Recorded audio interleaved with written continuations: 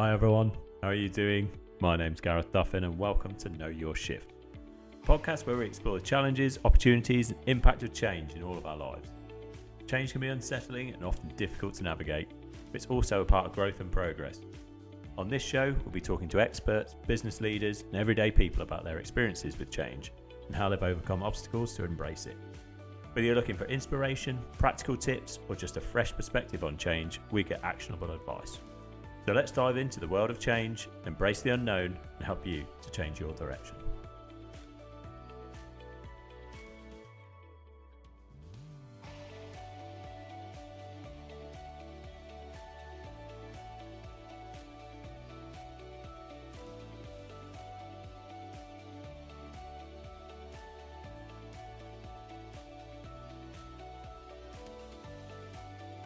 My guest today on Know Your Shift is Fathi Mohamoud.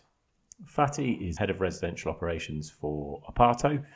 Now, everyone will know that I spent a long time working in student accommodation, have a real passion for the sector. I wanted to get Fathi onto Know Your Shift as someone who likes to think a little bit differently in the industry. We'll talk about change in general, as we do on Know Your Shift, and also talk about what he sees changing in the industry and what's coming up and how he is involved in that change and want to lead Aparto through it. Fathi has a geology degree from the Imperial College London and over a decade of experience in the student accommodation sector, including management positions within IQ, Greystar and Hines. Hi Fathi, thanks for joining us on Know Your Shift. It's great to have you on the podcast. Thank you for welcoming me, Gareth. Okay, so we'll dive straight in. As you know, we talk about change on Know Your Shift. And the question we like to ask all our guests straight up, and it's probably the biggest question, is what is the hardest change that's happened to you in your life? So I've thought about this question quite a few times, actually, and I could give a few examples. I think many people who know me well probably know that I'm kind of from Africa, Somalia specifically.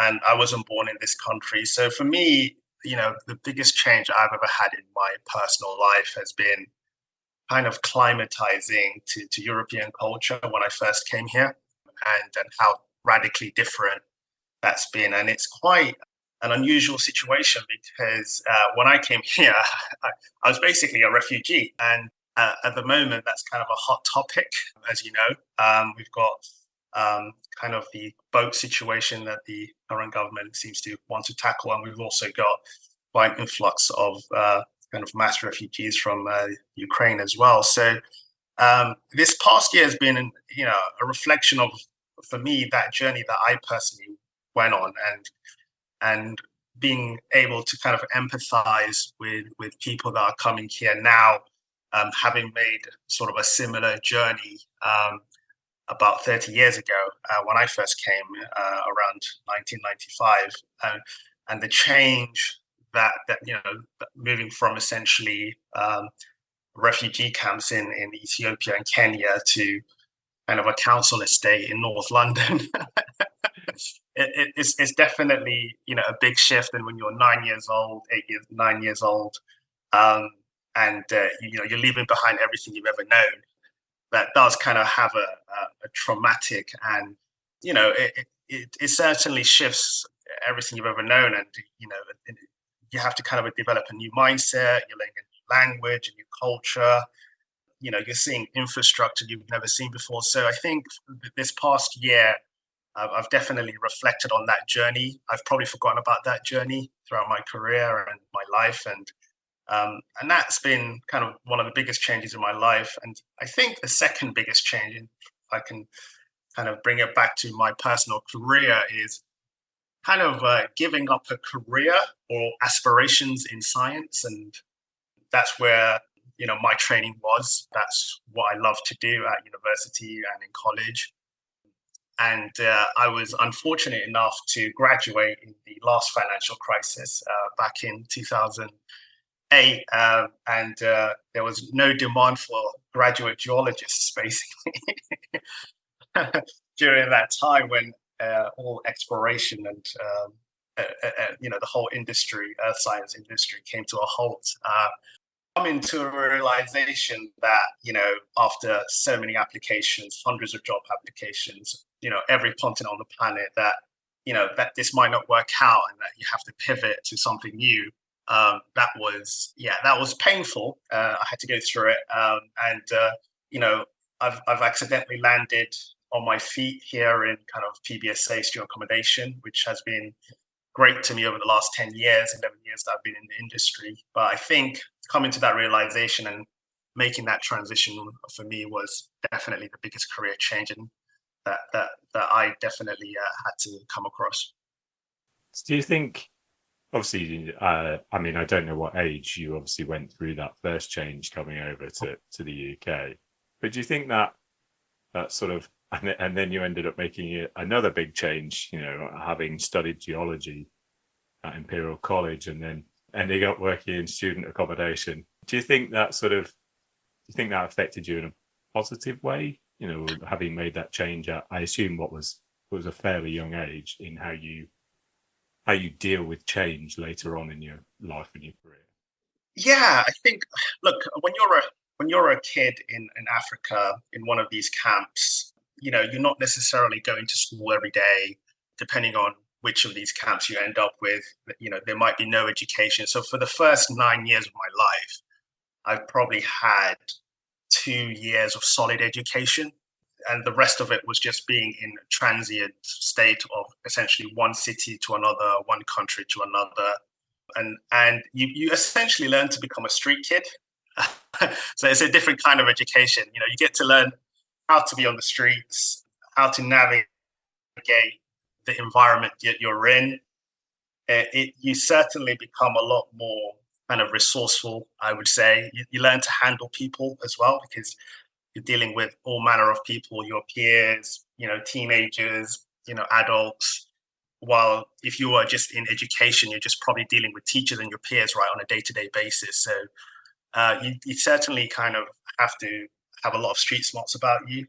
So I think that is definitely a positive for me. It certainly helped me in my adult life, those skills, and you learn to be very resilient, I would say, as well. Like, there's a lot of adversity, and one of the kind of things that I've always drawn upon is just unbreakable will. Like, whatever the challenge is, whatever the situation is, don't let it get you down. There's always a way forward. There's always a path forward. So that level of resiliency is you get to, really hone those skills, I guess, in that kind of environment.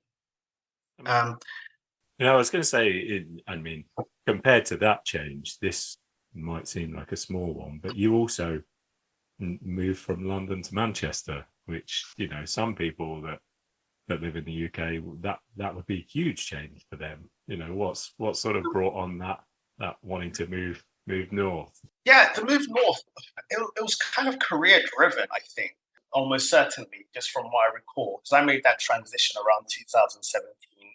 So I was working for kind of IQ student accommodation in London around 2016, 17. And I was managing a fully nominated site in East London, Hackney.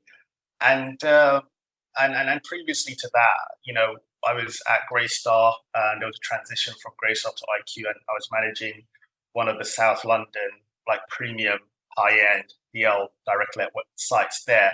So essentially, I got a little bit bored with the nomination. It was kind of every day was the same, and I knew that my skills were a little bit sharper than just managing the fully nominated site, essentially being kind of just on the facility side, really.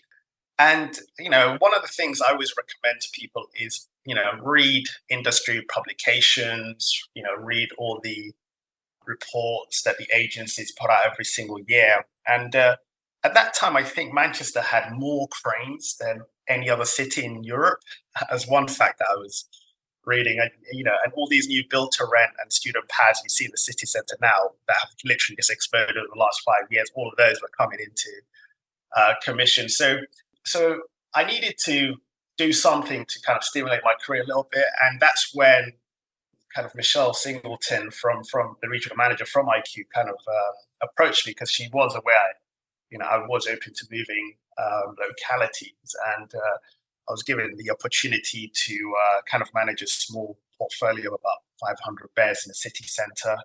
They couldn't find anybody to take up that position, so it was a kind of a natural internal move within IQ for me, and it was a good move because I think that helped me get to the next level in the skills and kind of attributes that I needed to be able to become a regional manager in the future as well. So, having gone through many different changes, both personal and career, do you like change? I would say I'm addicted to change, I think. I'm addicted.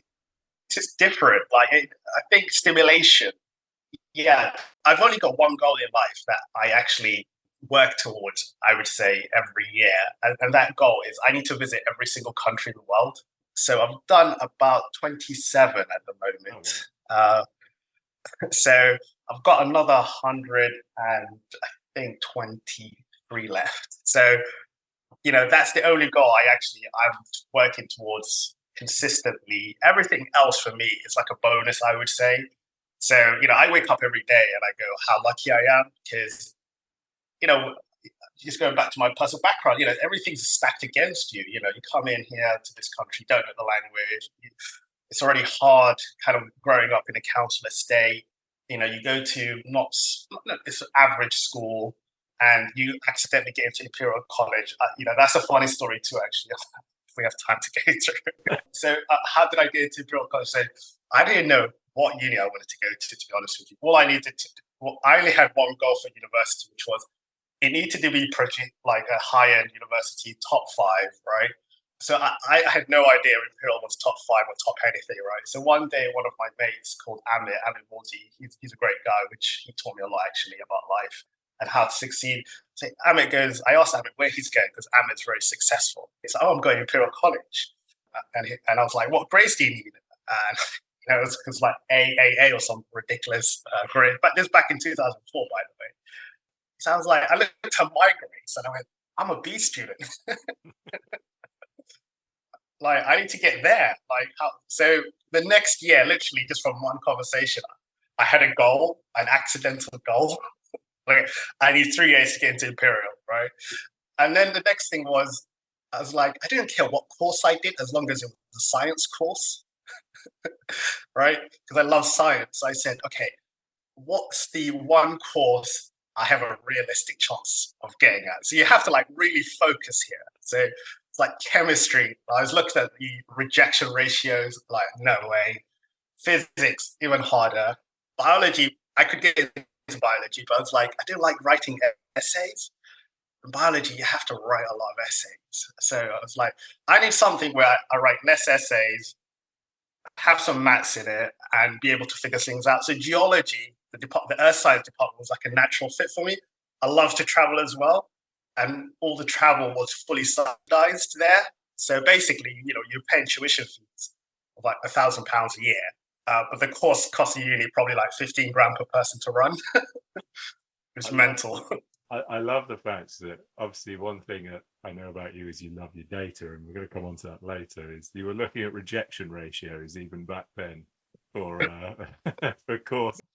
Yeah, I mean, the one thing in life you have to do, right? I'm a big believer in focus and stack the probability in your favor. I wouldn't say I was a super successful person, but all the successes I have is just stacking probability in your favor.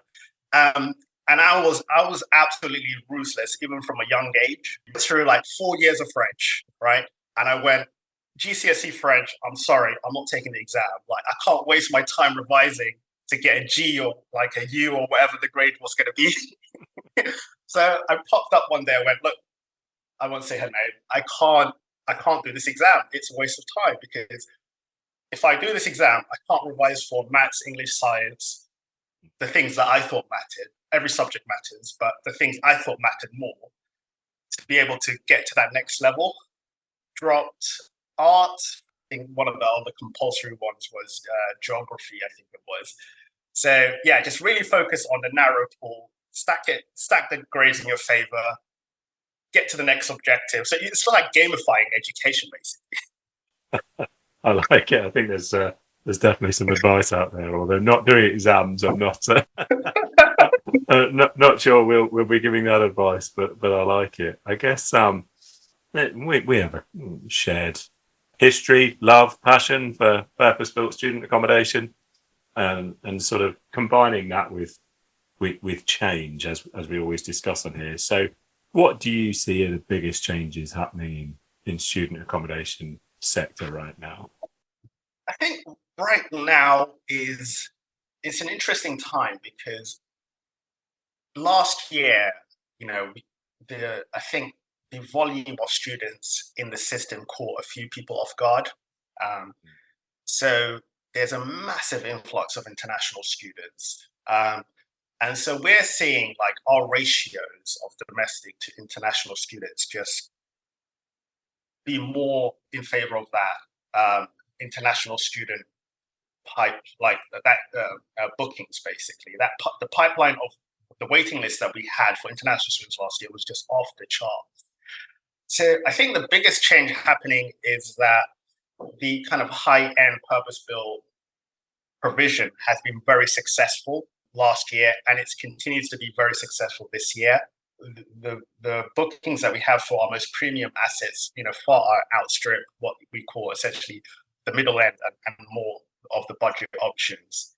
And that's having an impact on the demographics of the properties, the service provisions, the expectations of the client as well. And it's having a massive impact on the rents as well, because, the student loan provision is only going up, I think, 2% this year. I'm not sure about next year. So, UK students are, having to supplement the income with extra income, the rent that they need to pay.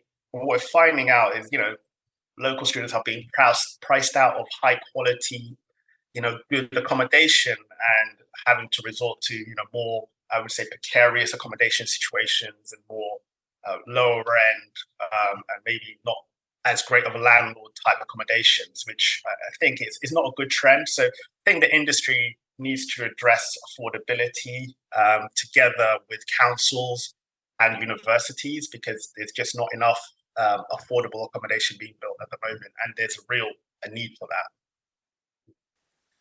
that. You say that obviously that needs to be a joined up approach between councils and universities and providers. So as a provider, what is your role in that? Because we all know costs have gone up to run accommodation, and you want to provide the best quality service that you can. And also, the buildings are reliant on investment, which needs to achieve a certain rate of return, else we can't attract that investment into the sector to raise the bar. So from maybe just both from an investor and a provider standpoint, what do you think your role is in that affordability problem in the sector? I think our role has been so far, where we have land or we're thinking of developing, just working with governments to just kind of educate them on the problems and the needs that they have. To help students out this year, we've made payment terms more flexible. We've introduced kind of monthly payment plans where there's been a need, and also we have a provision for vulnerable students as well. So people who are care leavers, who are kind of in more precarious situations, we've got discounted rents for those in some of our properties as well. But I think the way to solve this is kind of educating governments, educating local councils, because it's a supply and demand problem, right? The supply needs to increase. That's how you solve this problem, because cities with a lot of supply have stable rental growth, like Liverpool, Sheffield, Coventry, Leicester. I can point to those examples as where students are getting a good deal because there's enough supply, but where there is just no supply, where the councils have been very unfavorable to PBSA in the past and continue to be, where investment's been very hard, or there's a high barrier to entry, that's where we're seeing the problem areas. And also we've seen governments introduce caps as well. We're trying to educate the caps don't work, and the solution is more supply here, rather than just limiting what can be possible, because that also essentially doesn't bring more supply into the pipeline. I guess so. Going back to what we were saying earlier about when you're moving to Manchester, Manctopia and all those different terms that we used of all the investment that's certainly going into build to rent, and we even see it going into single family housing now.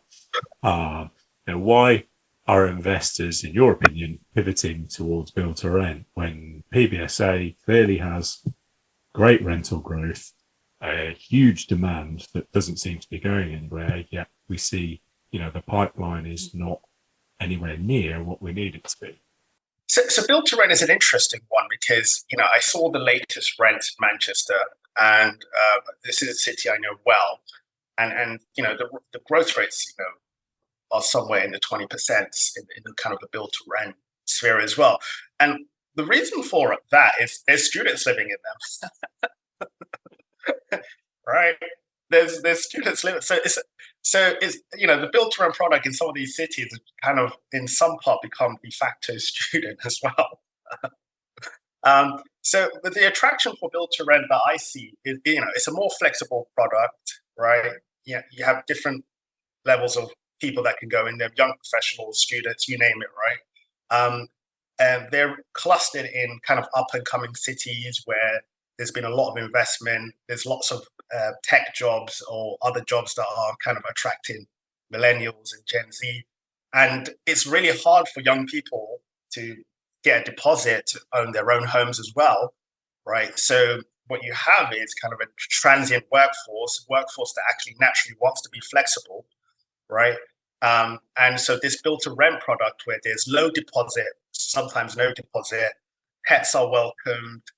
Essentially, it's kind of like a playground almost, highly amenitized, where you can meet your friends, have a good time.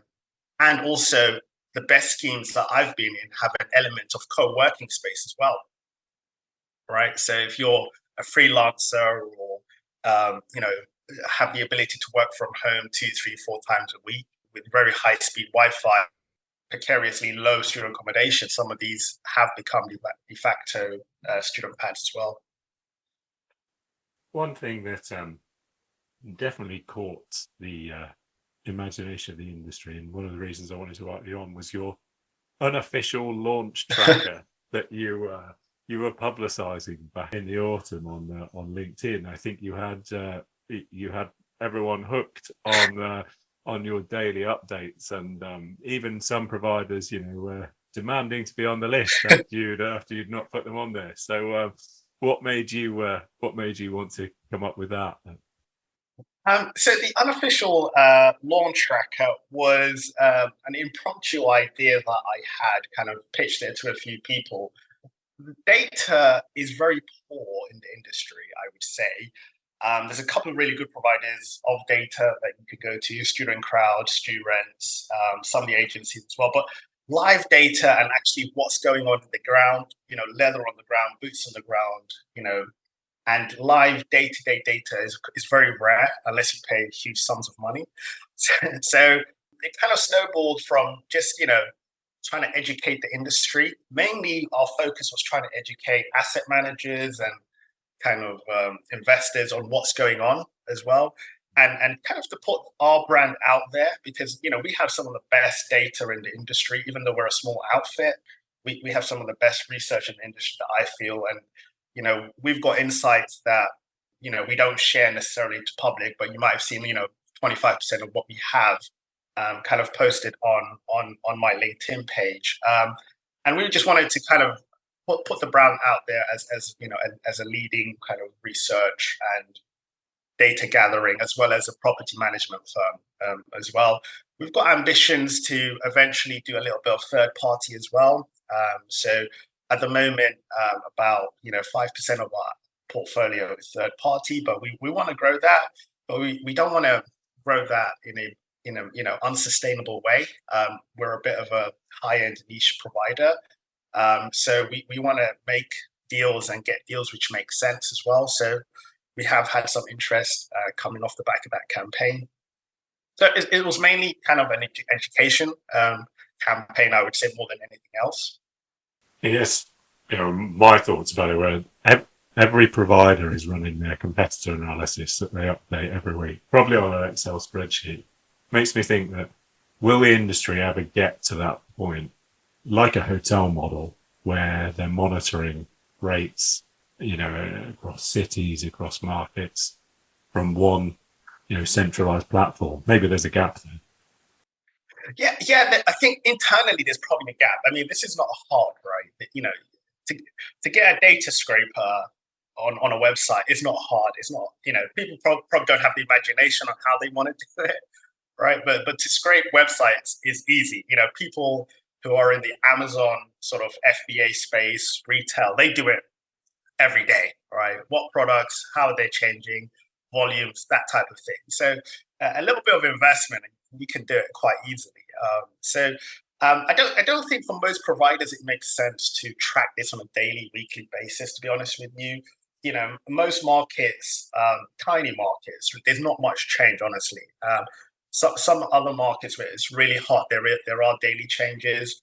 So one of the most exciting things about this is just to kind of break down people's strategies and see what their outlook is. You can actually gather a lot of information from this, and I mean, if you don't want to do the work, there are consultancies out there as well that will just give you the data as and when.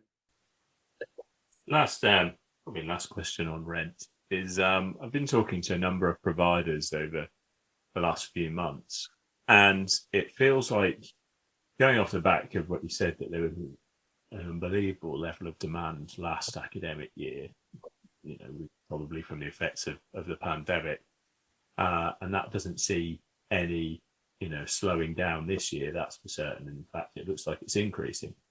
What's your thoughts around dynamic renting? Because dynamic renting used to be seen as something that some of the larger providers did, because they could look at rents, like we were just saying, on a more regular basis, and push those rents as the rooms filled up. Whereas talking to a number of providers this year, they want to capitalize on the demand early on. Therefore, they've been going out with their headline rate early on, and that's it. And I see a few providers, or certainly individual asset managers, promoting on LinkedIn that they're already fully booked for September, and it makes me think, what's your thoughts about the overall approach this year on dynamic renting? So people are savvier than they were 2 years ago. I'll tell you that, right? Because the data we see coming through is that there is more dynamic pricing in the sector than ever before. I think a few people have been, as I was saying, similar to last year, not learned their lesson and were caught off guard in some markets and sold out in like 24 hours. So you really have to, I think, have a strategy behind and good data behind how you want to allocate and execute your dynamic rental strategy. Because if there's no strategy behind it, it just becomes poorly executed, a bit of a free for all, and also you're not essentially gauging what's the marketing cycle as well. So I think that's my opinion. It's probably not good for consumers, I would say, but we're seeing signs that consumers are becoming savvier, because every data point that I have at the moment on all the markets that we track suggests that most markets are up about 50% in terms of booking terms higher than they were a year ago. Right. So students, being a lot savvier, are booking a lot earlier. Also, international agencies, the likes of student.com, New Home, they're educating students and trying to get them to book a lot earlier as well, which is driving up massive international student volumes, Q4 of the cycle, and Q1 right now as well. What this means is, for the consumer, is that clearing is going to be a challenge. It's going to be a big challenge this year. And if universities haven't planned for this and signed nomination agreements or agreements with the private sector to make sure rooms are blocked and inventory is available, then, we're going to see more headlines this coming summer of, student housing being another crisis, which was predictable again. So my message is actually more to the universities, which is, start negotiations with providers earlier.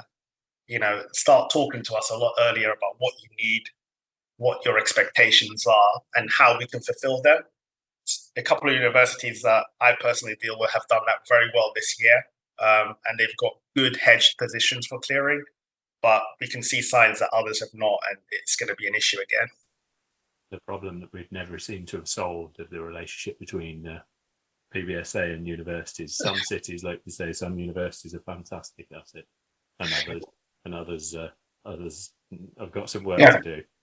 There's a good correlation between the university's health, financial health, and how proactive they are. That's actually the one data point that's the most important. And this is publicly available. You just go to HESA and get all their financials, see their willingness to do a deal. That's one thing that universities are talking about a lot is student experience, and we see providers focusing on high quality accommodation and trying to link in with that. I guess we used to think of great student experience, and maybe we still do, as events and building a community. But if the students are getting savvier, what are they looking for apart from the physical facilities that you provide, whether that's the amenities or great rooms? How are a provider going to stand out in what is now really quite a crowded market? So that's a tough question, I'll be honest. All the data we're seeing is the opposite of that. They're looking for a home next year. There's a mad rush for a home. That's what we're seeing. Now, I'm a bit biased maybe because we're not in really tough markets where we do need to stand out. We're in some really good markets where we've done investment, and we're in some moderate markets where we will be full. We will have to compete, but we'll get there in the end. So that's where my perspective comes from. So the data points we're seeing is they need a home, and then everything else is like an added extra at the moment, right? While 2 years ago during the pandemic, you did need to stand out, and you did need to provide a great experience. And still, the most important data point for our customers seems to be the location. You just can't be a great location next to campus or has great transport links to the campus, right? And then the second data point actually is the actual physical environment, right? So we have a lot of Asian students. You're not getting that booking unless you send them the floor plan, you tell them about the room size, tell them about what direction it's facing. They're not talking about what experience they're having. It's like the product. Is my home going to be comfortable, nice, great? Am I going to see sunlight? That's what we tend to see. So they're kind of international students who are very product focused. And when they get here, so once you capture them as a booking, they check in. That's where I think the experience comes in. So you need to drive high rebooking rates. And the way to do that, honestly, the number one thing is get your team right. If you have a solid team, the manager knows everybody in the building, they're easily accessible. You've got a great security provider who also does a similar thing. That is the ultimate experience, in my opinion, having a great team that make you feel like you're at home, that connect you to your peers, that create the community. The marketing team is like the cherry on top. We were, one of the few providers in, 2017, 18 who still had the classic RA model. So a lot of providers between like 2014 and 16 got rid of the RAs and the senior residents and the experience. That's now coming back. So people are resourcing those up again, but we've always stuck to that strategy. So that's the cherry on top, where we've got people who live in the property, doing the events, making sure that people are connected, making sure the marketing team's experience strategy is executed. But, I think it's important for us to realize that's the cherry on top. Everything else is the reason why people rebook. So moving on perhaps towards when you're talking about your team, one thing we're talking to people about a lot at the moment is around the returning to the office, having an office, managing remote portfolios, and see a lot of organizations struggling to find a way where they can maintain both allowing home working, remote working, but also, getting the collaboration and communication right, and also, trying to define what's fair and what people are happy with. How have you approached that with having a portfolio of sites all across the country? How do you coordinate both those people that are on site and those remote workers and make it work for everyone? Again, slight bias here because we've always been a remote company from the onset. So we're an international operation. So our head of marketing lives in Ireland. I'm the head of operations. I live in Manchester, where we don't have a property. A lot of our central services team live in London and close to our head office near Bond Street. So typically, we've always been remote, I would say. So we've always utilized technologies and efficiencies that have catered to our way of working. So for us, when the pandemic came, it was kind of a natural, transition, I guess. There were some difficulties. So, I already knew how to use Zoom and a couple of other remote tech, but some people needed to kind of get training on that and be a little bit more proficient. What we've seen is the hardest thing to manage is the quality on the ground, quality of the service delivery when you're not on the ground as much. So right now we are back on the ground again. I'm visiting sites on a monthly basis. Our head of marketing is out and about as well.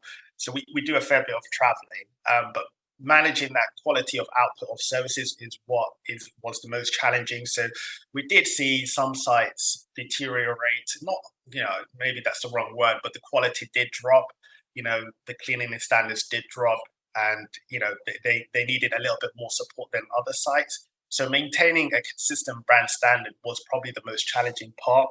And the only way we were able to solve that is just by just being present and providing leadership on the ground. So I think my advice to any kind of people with you have to get people into the mentality that the job does involve traveling, that you have to be flexible, and it all starts with the hiring process. I think with people maybe who are already struggling with that, I think you just have to work with them and just sell the vision of what you're trying to achieve as a brand, and how their contribution is highly valued, and to set those expectations. So how would you describe the culture at Aparto? The culture of Aparto is, I think, entrepreneurial. Right? We are just mad about PBSA and providing a great service, I think. Right? And we are not afraid. We're not afraid to take risk, to try new things, right? We're continuously optimizing, every element of the operation. Our systems, literally, I'm close to the systems manager and the systems team. We've done some things that other providers much larger than us, by just being a bit crazy, would never even attempt or do. We've used technology in ways that are, I think, industry leading. Just looking at what our competitors are doing, and you can only do that and just willing to try things. And that's where I think the Heinz culture of just being, I think, exceptional and trusting their employees to get things done is why I love working here. Because we are free to tinker, we are free to try things, and there's nobody really saying, don't do that, it's not company policy, don't do that, it's taking up resource that could be used elsewhere. And that's where we find our most successive endeavors, is when we're free to experiment. So it leads me nicely on to, as we're talking about change and experimenting. So given that trying to experiment and free to do that is great. What are you looking to change about your operation, in the near future that you can foresee, and how have you gone about, trying to give people listening to this, sort of tips and advice on, we're going to attempt this bold change, and you're already a fair way there because you're not afraid to do that and your culture allows you to do that. But how are you going to, what's a big change that you're thinking about that's coming up, and what's been your approach to planning and executing that? So I think the biggest change coming our way, as I've already alluded to it, is like we're in a position where we can take on more third-party mandates now, right? So we've always managed clients' portfolio, whether it's kind of in Europe or in the UK or on the island, and the platform is always being optimized, but it's at a place where the stability and the scale is able to attract new opportunities in the third-party space. So working with other landlords. So I started this program off last year where we won our first mandate, which is a 140-bed studio scheme in Oxford, which I'm actually in right now for this podcast. So we want this mandate by just pitching a slightly different vision to people than our competitors are pitching, and we found our niche, and we think we found our space to be competitive in this space as well. And so that is my biggest challenge over the next 12 months is scaling the platform, and we have a huge strength and depth in the ability to do this because about 18 months ago, Hines acquired a very successful property management company called Helix Property Partners, now known as Helix by Hines, and they manage over 200 commercial properties in the country. So some of the biggest office complexes in London, as well as shopping centres in the regions, and industrial and some retail as well. So by integrating the Aparto student brand into this machine of property management, where 80% of their work is already third party and 20% is Hines, we can provide investors with tremendous efficiency of scale and also expertise. So my job over the next 12 months is just to kind of scale this in a meaningful way, and then we'll see what I'm quite excited about the next 12 months actually. How do you prepare the wider team? How do you take them on that vision? Because that's half the battle, I imagine, is to see, get them to go into that vision when perhaps they're quite busy already. They're quite busy already, but we like to hire ambitious people. So we've already got the next load of regional managers, right, in our team, right? We've got that. Our assistant managers have strength and depth that is unbelievable. So, we lost a lot of experienced, talented people in 2022, and almost all of them were replaced by our assistant managers, right? So for us, one of the most important positions in the company is your assistant managers. They should be of a quality level that they should be ready to step up almost immediately. Because we do hire some of the most talented general managers, and we like to onboard them, and if they're also transitioning and being promoted, we like to support them with a development campaign behind that as well. So I've got killers out there who are ready to be regional managers, and for us it's just pressing a button. If we do win a small portfolio in a specific region, I know we can scale that with the people that we have already, and they're ready, and they're actually pushing me for growth as well. So they want these opportunities within the company. What would you say your values are, and how do you apply them in your role? I don't really have values that I can name, if I'm being honest with you. The only one that that's quite constant in my life is just authenticity, really. being authentic and honest is the only value that I would say has been kind of consistent throughout my entire life. But as I get older, as I change, I guess, I have an adaptive personality. So what I value at any particular moment, what my values at a particular moment are different. At one point in my life, I probably valued stability, and now,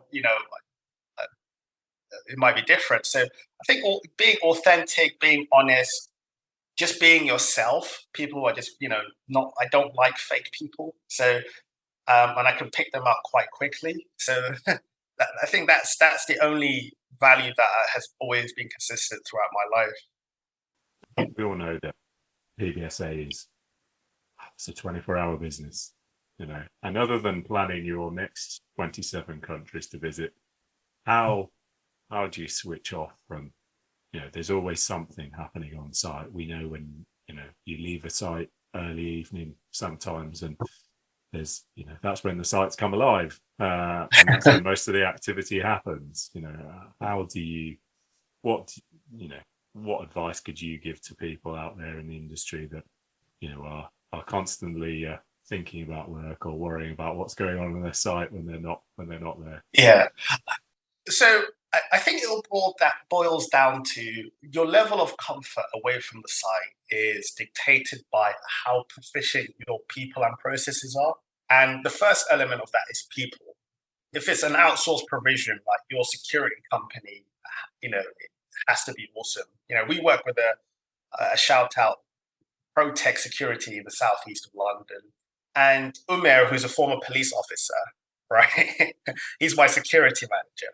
And I know Umer has that operation on lockdown.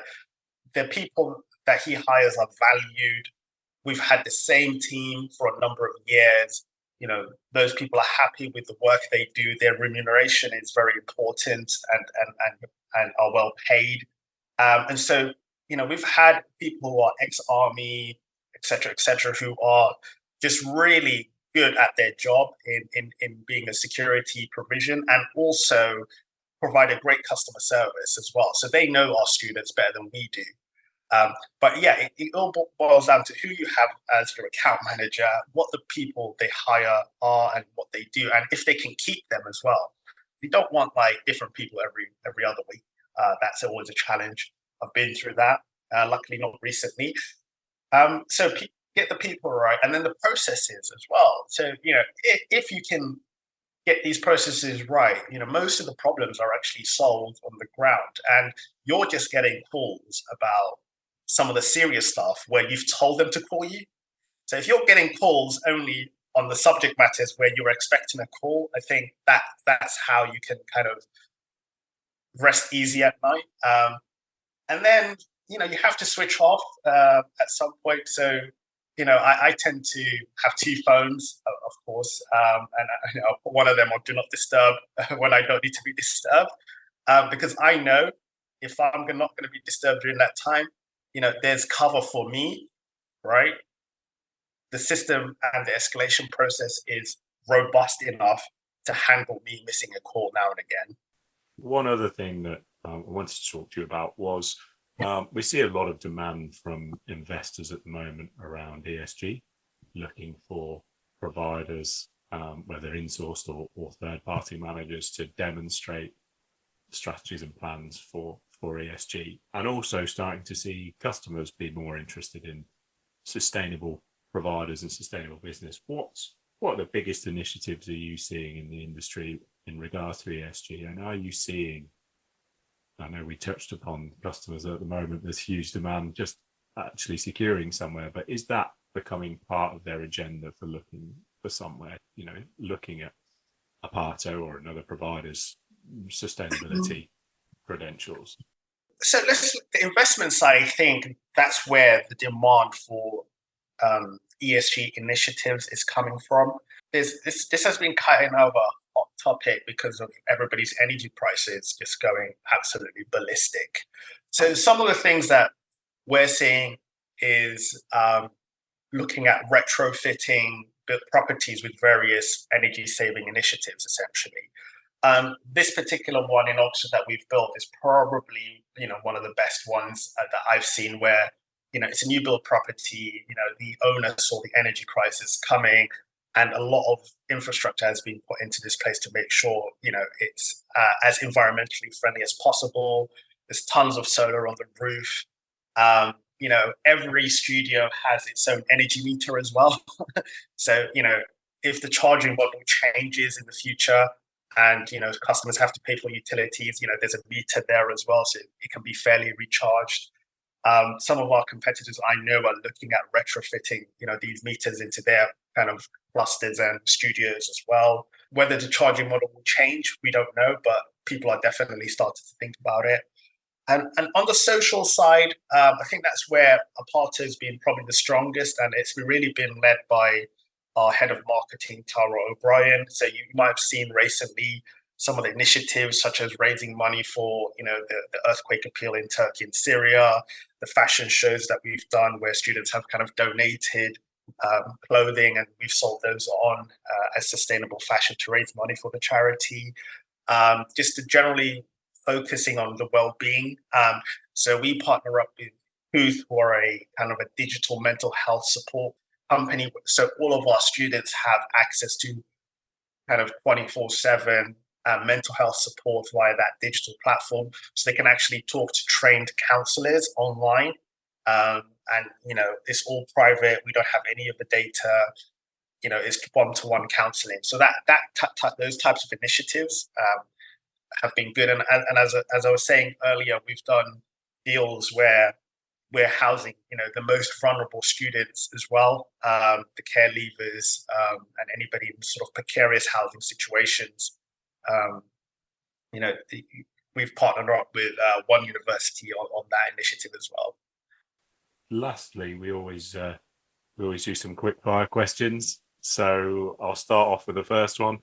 If you could change one thing about the world, what would it be? I would say no discrimination. I think that's probably at the top of my list. I've not personally suffered overt discrimination, but I do know when I was starting off in my career, my funny name was definitely a disadvantage. Now it's turned into a advantage because it's kind of a unique name, so people tend to remember it. But I think discrimination is probably what I would remove as the first thing. It seems to be the source of most problems to me. Okay, and what advice would you give to someone who wants to change their direction but doesn't know where to start? I would say take risk. Don't be afraid to take risk. Don't be afraid to give up dreams for new dreams. And just be as resilient as you can be, and take risks. Okay, and what's going to be your next big change?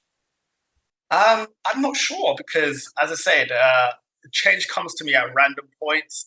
I tend to, make decisions, consulting my wife now more often than I used to be honest, but on a whim. So I don't know what my next change would be, but I'd be quite keen to work abroad sometime in the future.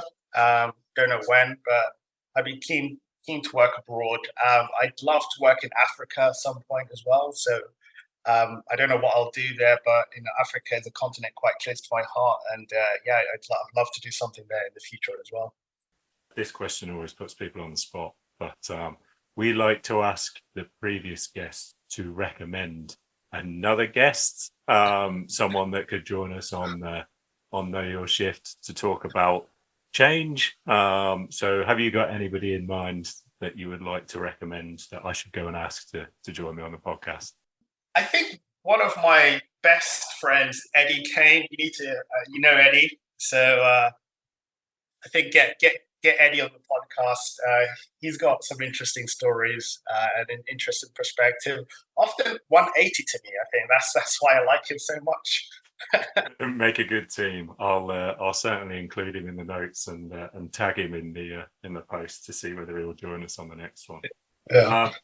Fathi, thanks so much for joining us on the podcast. I really wanted to get you involved because having known you over a number of years and worked with you, I know that you're someone that thinks really differently about the industry, and we've talked about it today in terms of how you're willing to take a risk I think that was certainly shown in your launch tracker that I say had the whole industry hooked, and just being able to think about that and publicise that, I think it is testament to how you think about how we should change the industry. So it's been great to talk to you, Dan. Thanks for joining us.